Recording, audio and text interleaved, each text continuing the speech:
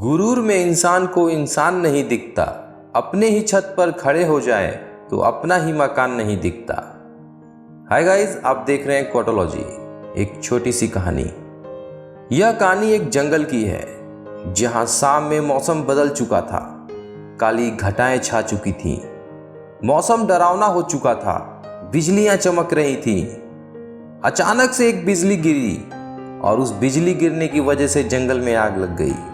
जानवर अपनी जान बचाने के लिए इधर से उधर भाग रहे थे। उन जानवरों में से एक सुनहरे बालों वाली हिरनी भी थी जो भाग रही थी। समस्या ये थी कि हिरनी प्रेग्नेंट थी, दर्द में थी और बच्चों को जन्म देने वाली थी।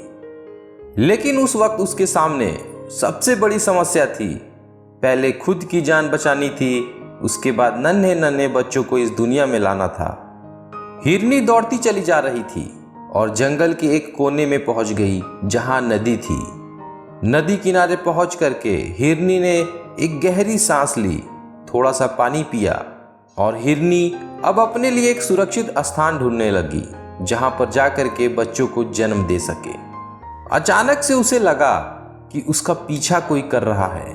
उसने अपने तिरछी नजरों से देखा तो मालूम चला कि झाड़ी के पीछे छुप करके एक शिकारी बैठा था जो अपनी बंदूक में गोली भर रहा था और इंतजार में था कि कब वो निशाना लगाए हिरनी पर और उसे मारकर ढेर कर दे। हिरनी को समझ में नहीं आया कि ये क्या हो रहा है। जंगल में आग लगी हुई है, इस तरफ शिकारी आ गया है। हिरनी अपनी जान बचाने के लिए भागने के लिए तैयार हुई। अपनी दिशा बदलने ही वाली थी कि जैसे ही वह पलटी, उसे दिखाई दिया एक खूंखार शेर।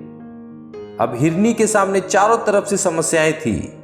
एक तरफ नदी थी जिसे उसे साफ देखकर लग रहा था कि वह उसे पार नहीं कर पाएगी।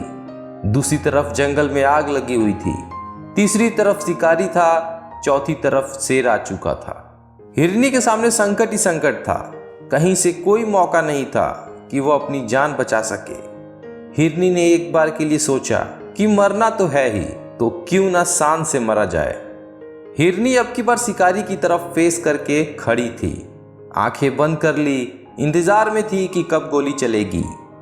इन सबके बीच में ऊपर वाले को धन्यवाद देने लगी इस जिंदगी के लिए। ऊपर वाले का शुक्रिया अदा करने लगी, बार बार कहने लगी कि मेरी जान बचा लीजिए, सब कुछ अब आपके हाथ में है। मेरे नन्हे नन्हे बच्चों को इस दुनिया में आने का मौका दीजिए। वो कहते हैं ना, चमत्कार होता है। जंगल में आग लगी हुई थी। अचानक से एक चिंगारी उछली और जाकर के शिकारी की आंख में लगी। शिकारी ने जैसे ही गोली चलाई, गोली तो चली लेकिन आंख में जब वो चिंगारी उछल के लगी तो वो निशाना भटक गया और गोली हिरनी के जगह जाकर के शेर को लग गई। शेर घायल होकर के जमीन पर गिर गया। शिकारी के आंखों में चिंगारी उछल के पहुंची थी। वह अपनी आंख बचाता हुआ वहां से भाग गया। शेर जमीन पर था, शिकारी भाग चुका था। अचानक मौसम बदला। हल्की हल्की बूंदें आसमान से गिरने लगी, बारिश होने लगी। जब जंगल की आग धीरे धीरे बुझने लगी और उस हिरनी ने उस सुहावने मौसम में नन्हे नन्हे बच्चों को जन्म दिया। छोटी सी कहानी है लेकिन हमें बहुत बड़ी बात सिखाती है। हम में से कई लोगों के सामने यह हिरनी वाला सीन होता है। हम सब चारों तरफ से संकट से घिर जाते हैं।